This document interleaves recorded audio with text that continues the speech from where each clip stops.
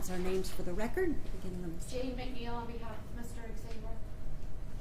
Jay Hinder on behalf of Mr. Xavier. And Mr. Xavier on defense counsel's side and on state side. Monty Johnson, Assistant State Attorney on behalf of the State of Florida. Michael Nutter, Assistant State Attorney on behalf of the State of Florida. Assistant State Attorney John Krumholz. Thank you. The court was in receipt of your sentencing memoranda that was provided on the 13th, which is now of record, of course. And this court is ready to pronounce its sentencing order. Is there anything further from the state before the court does so? Nothing technically. I do believe there are a couple of folks that wish to address the court prior to sentencing Mr. Crumbles from the charge. And defense as well. Just a moment. And defense as well. Yes, Your Honor, we do have a couple of matters. As to what the state just indicated, we would like to preserve our motion that we had previously made that the proper time for any victim impact testimony in this case would have been now at this hearing. The court denied our request for that and allowed the testimony to be placed in front of the jury, even though the jury was instructed that they were not to consider it. So that was the proper time for that testimony. Anything further? Any other matters? Not on that matter. Okay. All right. State's response? Don't need to relitigate that issue, Judge. It was appropriate at the penalty phase. There's additional information that a few loved ones would like to share with the court. When you think it's appropriate, we'd like to do so. You may do so. Kira Lopez. Kira, come on up.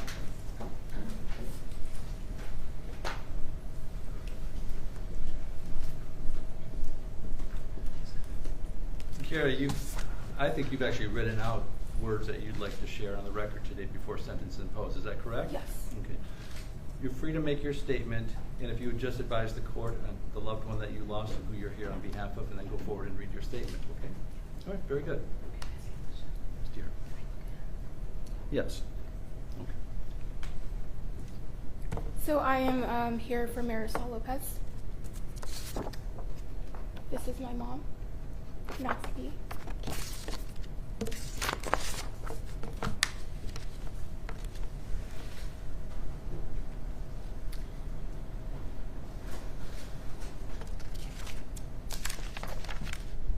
So before I start, I want you to know that I waited years to speak to you. I cannot believe it took this long, and frankly, I find it ridiculous, but I'm glad that this day has finally come. I can speak to the most pathetic person in this room.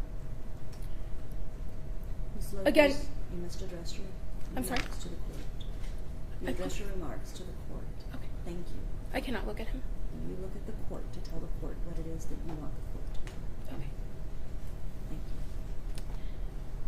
So my name is Kiara Lopez, and my mom was the person who welcomed you into the bank with a smile, and in return, you forced her to lock the doors of the bank before killing her. Again, her name was Marisol Lopez. She was 55 years old. She loved her job, but most importantly, she loved her family, and she still had so much love to give. On January 23rd, I was also 21 years old, but on that day, I wasn't committing murder. On that day, I was at college, thinking I had the whole world at my feet. I knew what I wanted in life. I had dreams. I was excited for life beyond school. My life was just starting. But then you did what you did, and all of these feelings changed to deep despair and profound grief that follows me every day. You forced me to see the world differently, and you shattered me into a million pieces. I'll never be able to find the pieces to put myself back together again, and I loathe you for it. And today we're both 27 years old, but you're sitting there and I'm here, thinking about how my life is not how I pictured it would be. And life doesn't always turn out how you expect it, but no one expects to lose their mom in their 20s the way that I lost her. Your 20s are meant to be enjoyed, and while you ruined yours, I've done my best to enjoy them. But I've also spent a lot of time in my 20s struggling and grieving and thinking scary thoughts that I never imagined I'd have. My childhood home feels empty now. I don't like coming back here, to a place that I grew up and loved. I recognize that I am angry often, and I wasn't like this before.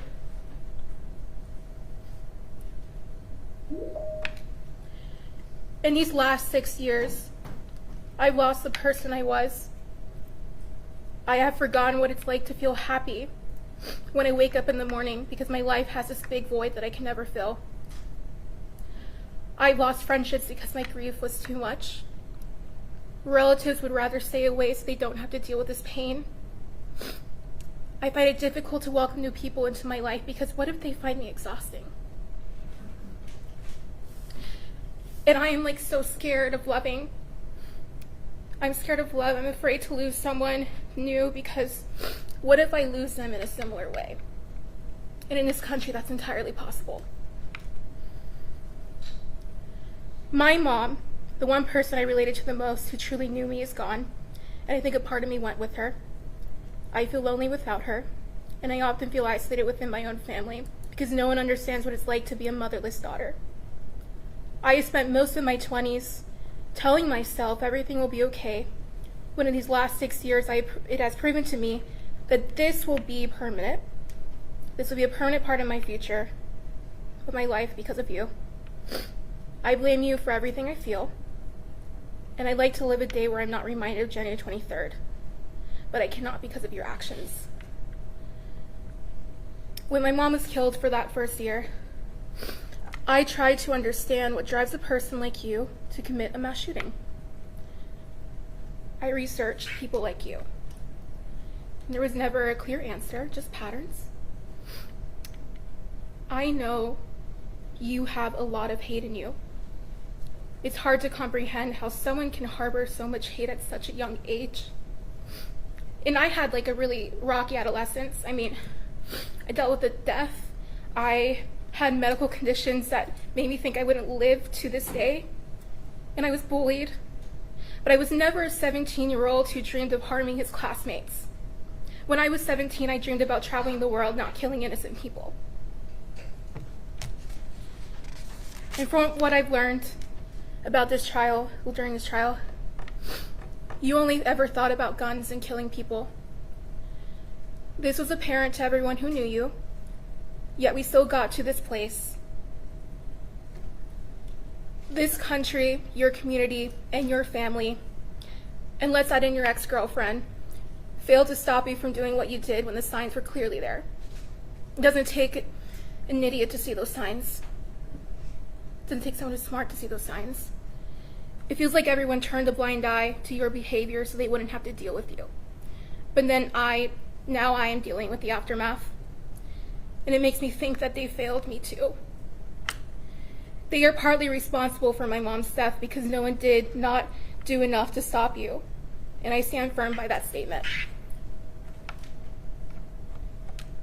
It is really hard to feel sorry for you when you told someone that January 23rd was going to be the best day of your life. I often think about the gunshot wound on the side of my mom's head. Now her hair had to be parted differently so we wouldn't have to see it. How some of the women were still breathing after you shot them, and how you went to a back room so you wouldn't have to hear them. You were such a coward. I waited 11 agonizing hours to find out if my mom was dead or alive. And I waited weeks for her jewelry to return to us because the blood had to be cleaned off. And I also think about the nightmares I've had for years, where I relived the day over and over again. And how my dad doesn't get to spend the rest of his life with his soulmate. You fully knew what you were doing. You enjoyed what you did. And I'm sure you're regretting not killing yourself so you wouldn't have to be here. You always wanted to achieve your sadistic dreams of killing innocent people. And now everyone you hurt has to deal with the consequences. We are so young, and I'm referring to you. Our lives are ahead of us. Our whole lives are ahead of us. But I will be the only one who will get to enjoy it. I will celebrate the day you die, whenever that might be. And let it be known that you will always be a killer a coward, a nobody, and a waste of human life. I'm done, Your Honor. Thank you, Karen. Michael Cook.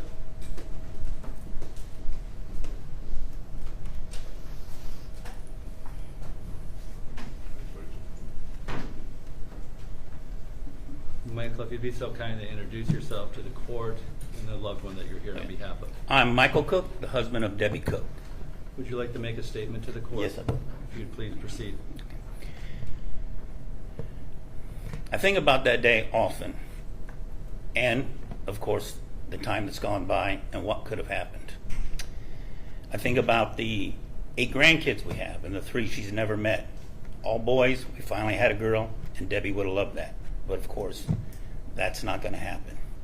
And I think about the other girls, too, the other women. I knew them all. We all socialized, had dinner together.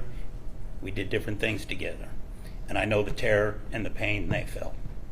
And I can imagine the terror those women felt when the first shot went off, knowing they were next.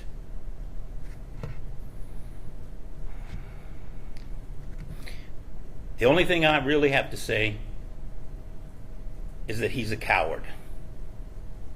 An out-and-out coward. The way he did it, the way he executed these women, and then he went to the back room and he's talking to law enforcement and he's whining about how he's scared while one of them was still alive. And going by what they said, that one that was still alive was probably my wife. I have absolutely no sympathy for him. I think he deserves everything he gets and more. And if they would let me, I'd be the one that would pull the switch on him. That's all I have to say. Thank you. Your Honor, that's all that we'll present. Thank you. Thank you. Anything further from the state? Nothing further from the state, thank you. Defense. Yes, Your Honor. At the time Mr. Xavier entered his plea in this matter, he submitted into the court file when he was not allowed to make a statement at that time. He submitted a statement into the court file expressing his remorse and his apology, and I would now reiterate that statement on his behalf. I would further note for the court that 3 jurors in this matter voted for life. Anywhere else in this country, that would have been a life verdict. We maintain and renew all of our motions to Florida's unconstitutional death penalty sentencing scheme. The only way for this matter to be brought to an end so that the families of the victims and this community is able to move forward is if the court imposes a life sentence. A sentence other than life means we will be retrying this case and litigating this matter for decades. Thank you. Anything further? No, Your Honor. Nothing from the state, thank you. The court will now read into the record its sentencing order. And at the part where the court does read the sentence, the last part would be ordered and adjudged. I would ask that defense rise then, not until then, please, for the rendering. Please, thank you. This cause came on for consideration at 1:00 p.m. on Monday, December 16th, 2024. The court being fully advised, and the case makes the following findings. 1.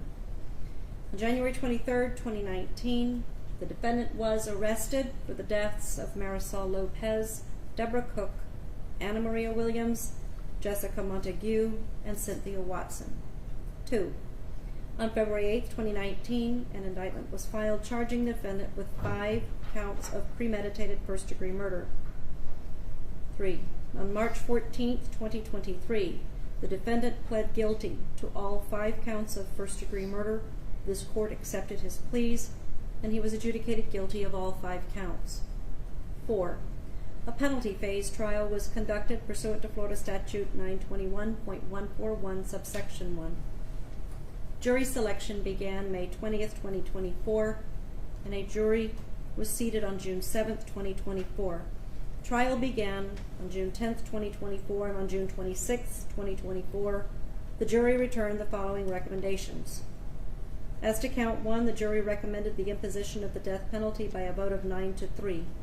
As to count 2, the jury recommended the imposition of the death penalty by a vote of 9-3. As to count 3, the jury recommended the imposition of the death penalty by a vote of 9-3. As to count 4, the jury recommended the imposition of the death penalty by a vote of 9-3. As to count 5, the jury recommended the imposition of the death penalty by a vote of 9-3. A copy of the verdict form dated June 26, 2024 is attached to and incorporated herein as part of this order. Number 5. On November 5th, 2024 and December 3rd, 2024, this court conducted a Spencer hearing affording both the state and the defendant the opportunity to present any and all evidence, witnesses, and testimony for the court to consider as to the appropriate sentences for the 5 counts of first-degree murder.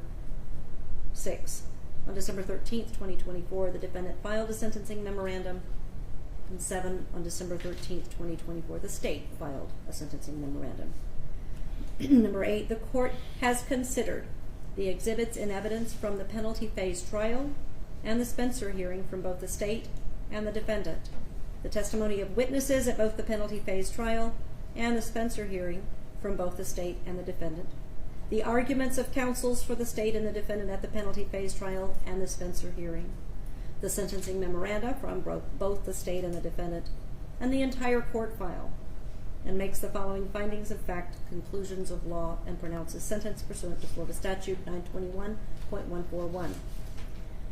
Number 9, further, pursuant to Florida Statute 921.141 subsection 4, this court is required to enter a written order addressing the aggravating factors set forth in Florida Statute 921.141 subsection 6, unanimously proven beyond a reasonable doubt to exist. The mitigating circumstances, including but not limited to those found in Florida Statute 921.141 subsection 7, established by the evidence, whether there are sufficient aggravating factors to warrant the death penalty, and whether the aggravating factors unanimously proven beyond a reasonable doubt outweigh the mitigating circumstances established by the evidence. This court will address each requirement of Florida Statute 921.141 subsection 4 below. Aggravating factors unanimously proven beyond a reasonable doubt pursuant to Florida Statute 921.141 subsection 6. Number 1. Florida Statute 921.1416b. The defendant was previously or contemporaneously convicted of another capital felony or of a felony involving the use or threat of violence to the person. The jury unanimously found this aggravating factor proven beyond a reasonable doubt for each count, and this court also finds this aggravating factor proven beyond a reasonable doubt for each count. Specifically, this court finds the contemporaneous murder of Marisol Lopez, count 1, the contemporaneous murder of Deborah Cook, count 2, the contemporaneous murder of Anna Maria Williams, count 3, the contemporaneous murder of Jessica Montague, count 4, and the contemporaneous murder of Cynthia Watson, count 5, each serve to prove this aggravating factor for the other contemporaneous murders. In Bevel v. State, I will omit citations for the purpose of reading today. The Florida Supreme Court stated, this court has repeatedly held that where a defendant is convicted of multiple murders arising from the same criminal episode, the contemporaneous conviction as to one victim may support the finding of the prior violent felony aggravator as to the murder of another victim. This court gives this aggravating factor great weight. 2. Florida Statute 921.1416H. The capital felony was especially heinous, atrocious, or cruel. The jury unanimously found this aggravating factor proven beyond a reasonable doubt for each count, and this court also finds this aggravating factor proven beyond a reasonable doubt for each count. In McGirth v. State, the Florida Supreme Court explained that the focus of the HAC aggravator centers on the means and manner in which the death was inflicted upon the victim and the victim's perceptions of the surrounding circumstances. This court finds that all 5 murders were especially heinous, atrocious, cruel, conscienceless, pitiless, and unnecessarily tortuous. This conclusion is derived from the court's viewing the security videos presented during the penalty phase trial of the actual murders taking place within the SunTrust Bank lobby. The videos depict the defendant displaying a gun, giving directions to the 5 occupants of the building by pointing the gun at them, waving it in the direction he intended for them to go. The defendant directed Marisol Lopez to go to the entrance and lock the door so no customers could enter the building. When she returned from locking the doors, the defendant appeared to ensure none of them were armed by having them lift their shirts at their waistline to show that they had no weapons on them. He then directed the 5 victims to a particular location within the lobby by waving the gun in the direction he intended they should go and directing them to lie down on the floor face down. He then appears to check his gun, then deliberately steps forward and shoots Marisol Lopez twice, once in the shoulder and once in the head. She lifted her head after the first shot, indicating that she had not been shot in the head first. Then he shot her a second time. During the moments between the shots, she must have known she was going to die. The pain would have been intense, and the fear and terror would have been immeasurable. The rest of the victims at the moment of the first shot must have also been terrified as they waited to be shot. The defendant appeared to intend to methodically shoot each one in order from left to right. However, once Marisol Lopez had been shot, the rightmost victim, Cynthia Watson, turned her head to look in the defendant's and the other victim's direction, and he turned toward her and shot her multiple times, then went back to shooting the other victims in the original left to right order. The victims knew when the gun was waved in their direction from the first moment that they could die. The defendant is seen to have a smirk on his face as he checked over his gun, taking his time as they waited lying face down. Each second of the terrifying ordeal was experienced by the victims, and each one, after the shooting of the first victim, waited for her turn to be killed. Each one, until she had been shot in the head, which would render her unconscious, was awake, aware of her surroundings, and heard the shots as her fellow victims were being killed. The defendant told police during his statement that the women were crying and asking him why, as he shot each one of them. This knowledge of one another's presence and that each one was being murdered by the defendant supports this court's finding that the suffering inflicted upon each victim is best described as a tortuous murder.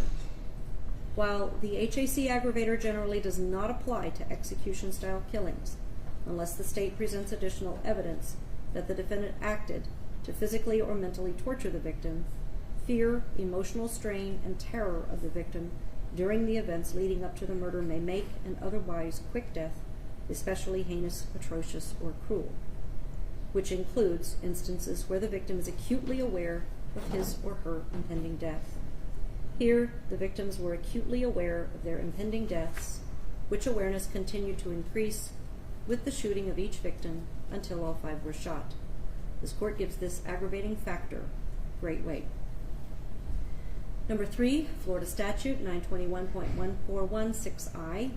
The capital felony was a homicide and was committed in a cold, calculated, and premeditated manner without any pretense of moral or legal justification. The jury unanimously found this aggravator proven beyond a reasonable doubt as to each count, and this court also finds this aggravating factor proven beyond a reasonable doubt as to each count.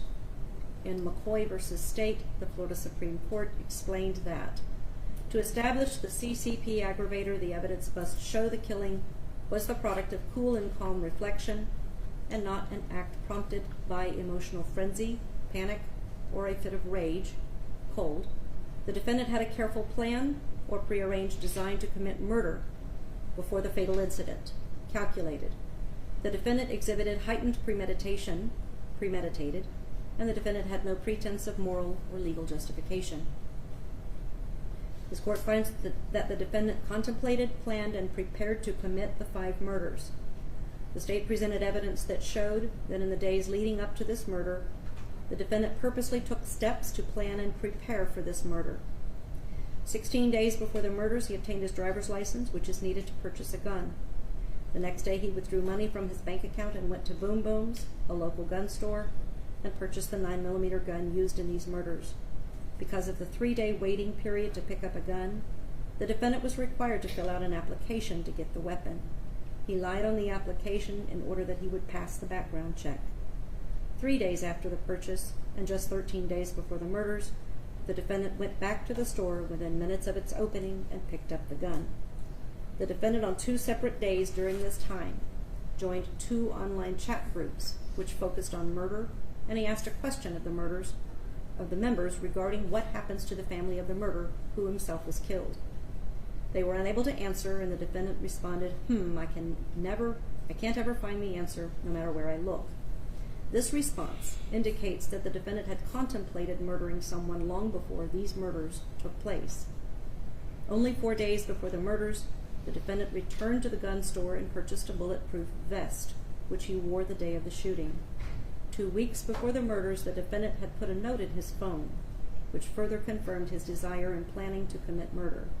The note read as follows: "My heart races as I crave the taste of blood and mayhem. I thrive on chaos and it makes me feel whole. Without it, my chest pains as I try to fit in a puzzle I don't belong. I can't help what I love, and I love seeing death and destruction. Wonder what it would be like to truly kill." The night before the murders, the defendant texted his dead friend Chandler, telling him he would see him in hell the next day. The morning of the murders, the defendant did an internet search for Sunbank and drove to the SunTrust Bank not far from his home. Several times on the morning of the murders, the defendant texted his former girlfriend, Imani, about what a great day he would be having that day. About 15 minutes before the murders, as he sat in the car at the bank for a few minutes before getting out of the car, he texted her that he would be dying today. 9 minutes before the murders, the defendant texted a final time to Imani the following: "But the fun part, right, the effing cliche clincher, is that I'm not going out alone. I'm taking a few people with me because I've always wanted to kill people, so I'm going to try it and see how it goes. Watch for me on the news, Sebring, Florida." At 12:30 p.m., the defendant got out of his car, waited for a male customer to leave the bank, and then calmly walked into the bank and within 3 minutes had killed 5 people without any pretense of moral or legal justification. The defendant engaged in cool and calm reflection in the purchase of the gun and ammunition, searching for the SunTrust Bank, driving to the bank, texting his friend, and then calmly getting out of his car and entering the bank. The video of the shooting shows the defendant's demeanor is cold, his directions to the occupants of the building, and his systematic shooting of each one demonstrates a careful plan and shows a prearranged design to commit murder before he ever walked into the bank. Thus, his efforts to kill these victims was calculated as he waited for a male customer to leave who might have interfered with his plans. The heightened sense of premeditation is evidenced by his behavior throughout the weeks before these murders. His note in his phone further evidenced his desire to kill. It was clear that he had thought about this moment for a very long time. The court gives this aggravating factor great weight. Mitigating circumstances reasonably established by the evidence, including but not limited to those found in and pursuant to Florida Statute 921.141 subsection 7. 1. The defendant has family and friends who love and support him, and he has the ability to maintain those relationships. This court finds this mitigating circumstance was established by the exhibits and evidence and the testimony of the witnesses. This court gives this mitigating circumstance little weight. 2. The defendant has had a positive influence on others while incarcerated. This court finds this mitigating circumstance was established by the exhibits and evidence and the testimony of the witnesses. This court gives this mitigating circumstance very slight weight. 3. The defendant's age at the time of the crime. This court finds this mitigating circumstance was established by the exhibits and evidence and the testimony of the witnesses. This court gives this mitigating circumstance little weight. 4. The defendant has no significant history of prior criminal activity. This court finds this mitigating circumstance was established by the exhibits and evidence and the testimony of the witnesses. This court gives this mitigating circumstance little weight. The defendant has a tumor in his brain, number 5. This court finds this mitigating circumstance was established by the exhibits and evidence and the testimony of the witnesses. This court gives this mitigating circumstance little weight. 6. The defendant has a history of depression, anxiety, panic attacks, and auditory hallucinations. This court finds this mitigating circumstance was established by the exhibits and evidence and the testimony of the witnesses. This court gives this mitigating circumstance little weight. 7. The defendant has had multiple psychiatric hospitalizations. This court finds this mitigating circumstance was established by the exhibits and evidence and the testimony of the witnesses. This court gives this mitigating circumstance little weight. The defendant suffers from depression with psychotic features. This court finds this mitigating circumstance was established by the exhibits and evidence and the testimony of the witnesses. This court gives this mitigating circumstance little weight. 9. There's a history of mental illness in the defendant's family. This court finds this mitigating circumstance was established by the exhibits and evidence and the testimony of the witnesses.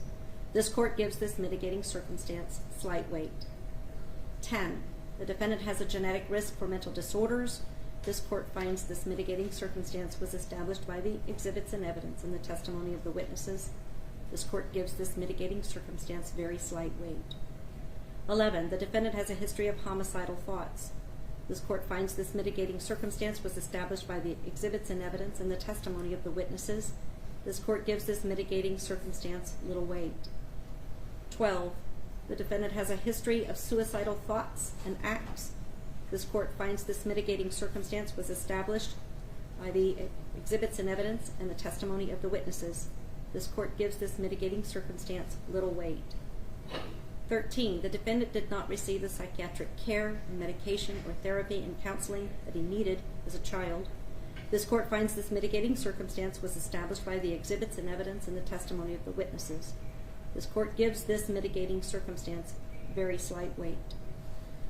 14. The defendant has been voluntarily taking psychiatric medication, including antipsychotics, during his incarceration. This court finds this mitigating circumstance was established by the exhibits and evidence and the testimony of the witnesses. This court gives this mitigating circumstance very slight weight. 15. The first-degree murder was committed while the defendant was under the influence of extreme mental or emotional disturbance. This court finds this mitigating circumstance was established by the exhibits and evidence and the testimony of the witnesses. This court gives this mitigating circumstance very slight weight. 16. The first-degree murder was committed while the defendant was under the influence of mental or emotional disturbance. This court finds this mitigating circumstance was established by the exhibits and evidence and the testimony of the witnesses. This court gives this mitigating circumstance very slight weight. 17. The capacity of the defendant to appreciate the criminality of his conduct or to conform his conduct to the requirements of law was substantially impaired. This court finds this mitigating circumstance was established by the exhibits and evidence and the testimony of the witnesses. This court gives this mitigating circumstance very slight weight. 18. The capacity of the defendant to appreciate the criminality of his conduct or to conform his conduct to the requirements of law was impaired. This court finds this mitigating circumstance was established by the exhibits and evidence and the testimony of the witnesses. This court gives this mitigating circumstance very slight weight.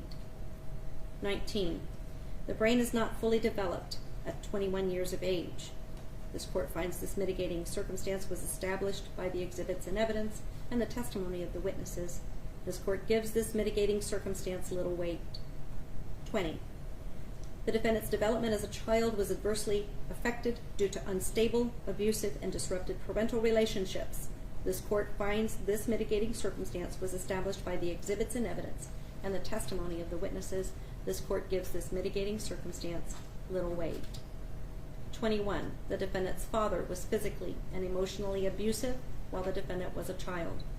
This court finds this mitigating circumstance was established by the exhibits and evidence and the testimony of the witnesses. This court gives this mitigating circumstance little weight. 22. The defendant's mother was neglectful and exposed him to domestic violence while the defendant was a child. This court finds this mitigating circumstance was established by the exhibits and evidence and the testimony of the witnesses. This court gives this mitigating circumstance little weight. 23. The defendant's home life was unstable. This court finds this mitigating circumstance was established by the exhibits and evidence and the testimony of the witnesses. This court gives this mitigating circumstance little weight. 24. The defendant has accepted responsibility for his crimes. This court finds this mitigating circumstance was established by the exhibits and evidence and the testimony of the witnesses. This court gives this mitigating circumstance little weight. 25. The defendant has shown remorse. This court finds this mitigating circumstance was established by the exhibits and evidence and the testimony of the witnesses. This court gives this mitigating circumstance little weight. 26. The defendant has embraced Christianity. This court finds this mitigating circumstance was established by the exhibits and evidence and the testimony of the witnesses. This court gives this mitigating circumstance little weight. 27. The existence of any other factors in the defendant's background that would mitigate against the imposition of the death penalty. This court finds no other mitigating circumstances established by the evidence other than the 28 mitigating circumstances contained in this order. And 28, the defendant is a human being. This court finds this mitigating circumstance was established by the exhibits and evidence and the testimony of the witnesses. This court gives this mitigating circumstance little weight. Whether there are sufficient aggravating factors unanimously proven beyond a reasonable doubt to warrant the death penalty, pursuant to Florida Statute 921.141, subsection 4. 1. This court finds that 3 aggravating factors were unanimously proven beyond a reasonable doubt as to the murder of Marisol Lopez, count 1, Deborah Cook, count 2, Anna Maria Williams, count 3, Jessica Montague, count 4, and Cynthia Watson, count 5, as was previously stated in this order. 2. This court assigns great weight to all 3 aggravating factors proven beyond a reasonable doubt. Count 3. This court finds that the 3 aggravating factors unanimously proven beyond a reasonable doubt warrant the imposition of the death penalty for the first-degree murder of Marisol Lopez, count 1, the first-degree murder of Deborah Cook, count 2, the first-degree murder of Anna Maria Williams, count 3, the first-degree murder of Jessica Montague, count 4, and the first-degree murder of Cynthia Watson, count 5. Whether the aggravating factors unanimously proven beyond a reasonable doubt outweigh the mitigating circumstances established by the evidence pursuant to Florida Statute 921.141, subsection 4. 1. This court finds that the 3 aggravating factors were unanimously proven beyond a reasonable doubt as to each of the 5 counts of first-degree murder as previously stated. 2. This court finds that 28 mitigating circumstances were established by the evidence as previously stated. 3. This court finds that the 3 aggravating factors unanimously proven beyond a reasonable doubt far outweigh the 28 mitigating circumstances established by the evidence. 4. This court further finds that the previous or contemporaneous conviction of another capital felony or of a felony involving the use or threat of violence aggravating factor pursuant to Florida Statute 921.1416B, which was unanimously proven beyond a reasonable doubt, standing alone, is sufficient to far outweigh the 28 mitigating circumstances established by the evidence as to each of the 5 counts of first-degree murder. 5. This court further finds that the especially heinous, atrocious, or cruel aggravating factor pursuant to Florida Statute 921.1416H, which was unanimously proven beyond a reasonable doubt, standing alone, is also sufficient to far outweigh the 28 mitigating circumstances established by the evidence as to each of the 5 counts of first-degree murder. 6.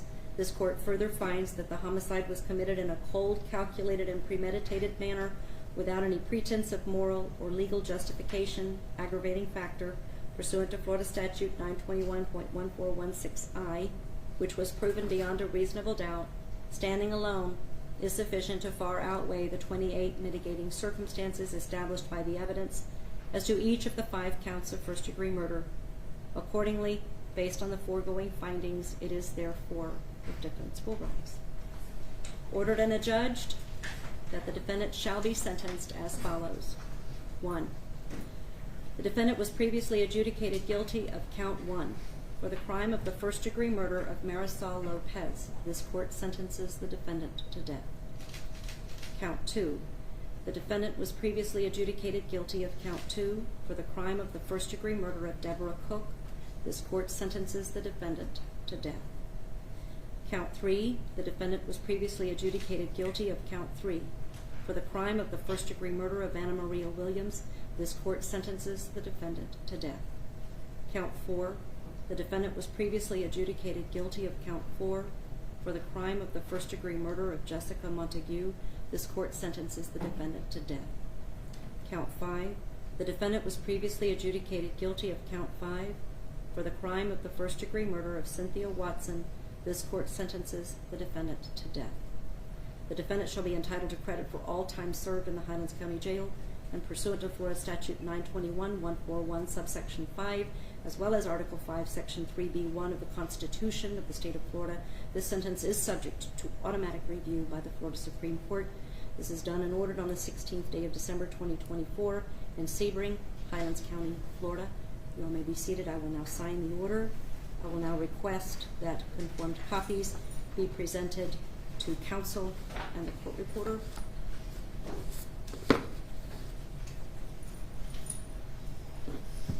Having pronounced sentence, is there anything further from the state? Nothing further from the state, thank you. Is there anything further from defense? After the public defender for purposes of appeal. Absolutely, and if you'll get me the order in my queue, I can go ahead and get that signed. Thank you.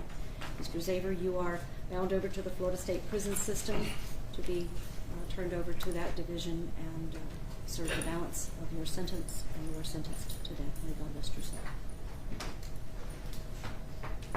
That concludes our record for the day. We will go off the record. Thank you.